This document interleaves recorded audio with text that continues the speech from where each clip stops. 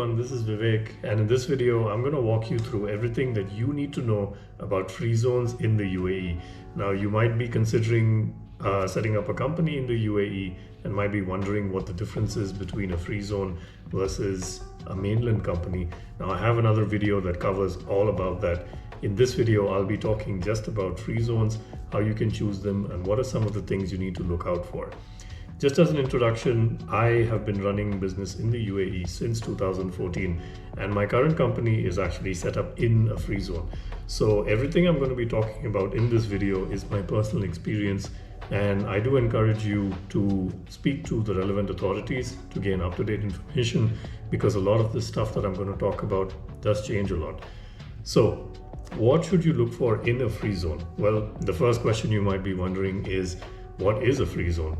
A free zone is just a special business zone that is established either by the government, which can be any of the Emirates within the UAE, and it can either be fully owned by the government or it might be set up as a private-public partnership between the government and another private entity. And again, the previous video that I mentioned where I talk about jurisdictions in the UAE, I've dived deeper into how free zones are set up and what the process is. For the purposes of this video, all you need to know is the free zone is a special economic zone where you can set up your business and gain certain benefits. So what are some of these benefits? Well, the free zones historically have advertised two major benefits of setting up within their economic zones. The first big benefit is that as a company owner, you can own 100% of your company. You do not need any local sponsor or a UAE sponsor of any kind to run your business. You don't have to split your profits with anybody, and you own 100% of equity in your business. The second major advantage that free zones advertise and continue to advertise to this day is that they will be tax-free for another 50 years. Now, this claim is under scrutiny a little bit because of recent changes to corporate tax laws within the UAE. And the reality is that taxes within the free zones aren't exactly zero. The reason for that is recently the UAE announced huge changes in the form of corporate tax and also value-added tax, which was introduced back in 2020. Free zone companies as such are not exempt from value-added tax or corporate tax unless they fulfill certain conditions. Now, handling VAT exemptions is far easier because the laws are less complex. Simply put, if your income is sourced from abroad and you're not rendering any services within the GCC, you will not have to collect or pay VAT of any kind. However, corporate tax is far more complex. And technically speaking, certain activities within a free zone are exempt from corporate tax. However, the list of these activities is very small, and the number of free zones that actually qualify to offer such activities is even smaller. So for all practical purposes, if you're setting up your company within the free zone, you will most likely pay corporate tax, which is still 9%. So it's not as if it's a huge or a very high rate. But still, whenever you read about free zones being tax-free, you need to take that with a grain of salt because it's not exactly true anymore within free zones. So now that you know what the status is of taxation in the free zones and whether these benefits are actually occurring, you might be wondering, are there any restrictions on doing business in a free zone? Well, turns out there are. If you are looking to sell physical goods within the UAE, you will find that setting up a free zone company is not really the right move for you. Now, again, there are some exceptions to this, and the law isn't always as clear as it's intended to be. So here's how it works. Generally, if a free zone has the ability to offer you physical retail space, for example, DMCC in Dubai offers you the ability to set up physical businesses like restaurants or any retail outlet.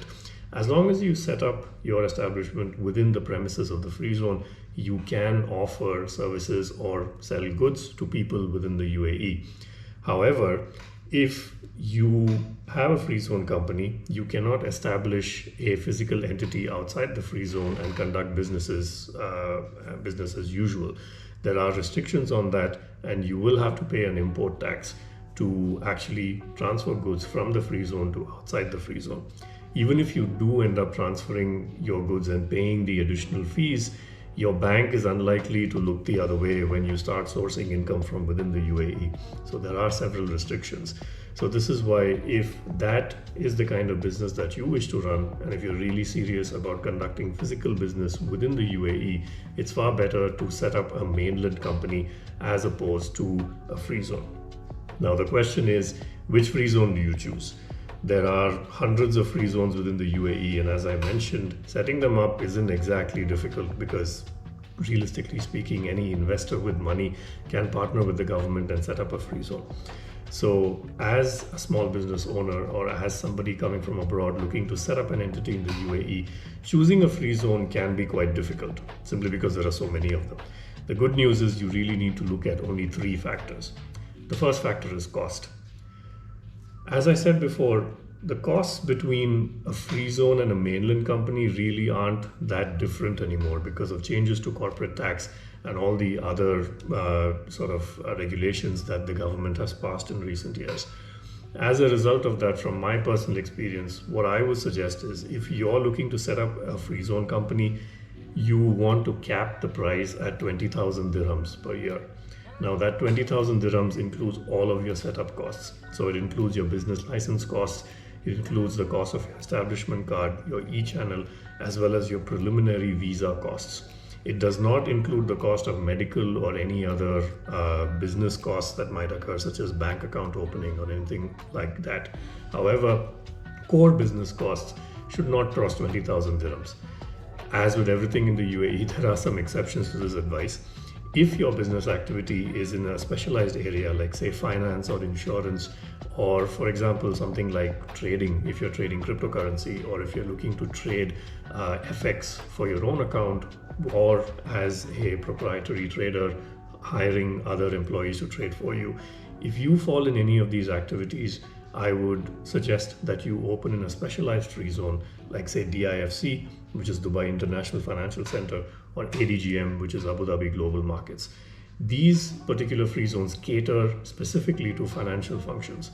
DMCC as well has a sole trader license in case you're interested in trading your own account for, in the markets, like if you're a gold trader, for example, or a metals trader, or trading commodities.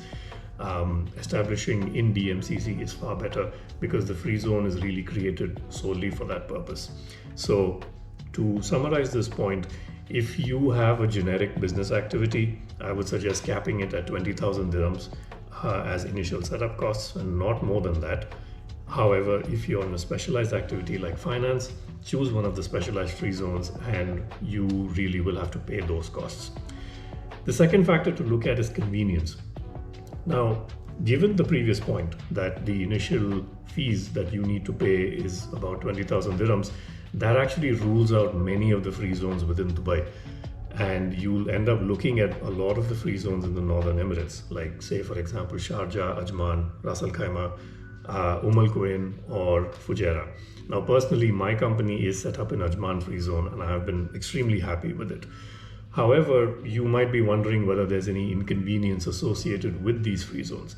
And the fact is that some free zones are quite convenient within these areas and some are not, which is why looking at convenience is very important. Convenience really boils down to one thing: does the free zone have an office in Dubai or not? So as I mentioned in my other video about jurisdictions, setting up a company in Dubai is actually really easy. You can receive a business license in as quick as 24 hours, sometimes 48 hours at the most.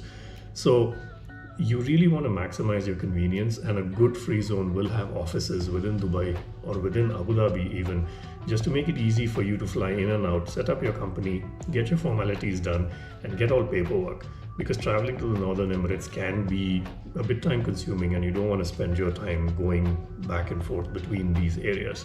So really look for convenience, look for free zones that have offices within Dubai, or representative agencies that will open companies for you for these free zones within Dubai itself. So that's a very important point. The third point to look at is the reputation of the free zone. And this is the most important point, and it is something that many entrepreneurs completely ignore. Many people who are setting up companies within free zones, they get carried away by the costs. right? So I already mentioned 20,000. Now you might look at a free zone that's offering you initial setup costs of say 20,000 and another which is offering something say 10,000, and you might be tempted to go with the 10,000 option. But the reality is that the reputations of these free zones will be very different, and you will face a lot of hurdles when you're setting up your company and when you're sourcing paperwork for various processes. So let me give you an example. Quite a few free zones in Sharjah, for example, which have run into issues in the recent years when the time comes to issue visas. So if you're setting up your company and you want to issue a visa for yourself, to sponsor yourself for a residence in this country, you will likely run into major hurdles when you apply for your visa, and you might find that your application is just rejected by the immigration authorities. Now, immigration in this country is very different from the free zone itself. The free zone might be set up by the government. However, immigration and the free zone are two different entities. And immigration really does not care about your business. It only cares about the security of this country. So as a result of that, they are looking at a few things like your passport, your national origin, the countries you've been, any history you have in this country before, applying for the visa. And lastly, the reputation of the free zone in which you are establishing. So generally speaking, you want to avoid free zones that are very newly established and that are running these kinds of mass market promotions. You can usually tell the difference in prices when you see something that is completely unrealistic. If the market rate for a company, for example, or initial setup costs is something like 15,000 dirhams, you might see a free zone offering something like 5 or 6,000 dirhams. That's clearly a very new free zone that does not have an established reputation as yet. You can apply with these free zones and try to sponsor yourself for a visa. However, the problem is that you're running greater risks. So always choose a reputed free zone. Now, you can find the reputation of a free zone in a few ways. One is just speaking to people. Speak to the business community over here, which is people like myself, or speak to people who are in the business of setting up companies. These people are usually referred to as PROs, or public relations officers. You can speak to some of these people and just understand what the reputation of a free zone is and whether they recommend that free zone or not. Usually you will get good recommendations. A word of caution here: if you are from the West and if you're used to looking at Google reviews or online reviews of business establishments and making your decisions that way, I must warn you that the UAE doesn't really conform to those standards. The reason is that the laws in this country prohibit a lot of honest reviews, and you can actually get sued for defamation if you leave a poor review. So as a result of that, the online reviews that you see, whether they're good or bad, it's not really reflective of reality. One reason is the law, as I mentioned. The other reason is that ground realities in the UAE change pretty quickly. And so online reviews might not reflect exactly how things are at the moment. So that's something to keep in mind. Even if you do see the ratings for a reputed free zone, let's say it's only about 2 or 3 out of 5, just keep in mind that a lot of those reviews are not reflecting reality. The best way to figure out the reputation of a free zone is to actually visit the place, talk to people who have set up companies in the UAE, and they'll tell you how things exactly work. So those are the 3 factors that you need to look at when setting up a company in a free zone in the UAE. Now, if you want to read all of this, I actually have a detailed blog post on my blog, link in the description, so make sure you check that out. And that's pretty much it. To conclude this video, in case you're still wondering whether you should or what circumstances justify setting up a company in a free zone, just remember that if most of your money is being sourced from abroad, you're not really interested in conducting business in the GCC or within the UAE, setting up in a free zone offers you the best advantages as compared to a mainland jurisdiction. Now again, if you're wondering what mainland is versus what free zone is, do check out the video that I have on jurisdictions that will answer all of your questions. For now, thank you so much for watching. If you have any questions, do let me know in the comments. Thank you so much, and bye.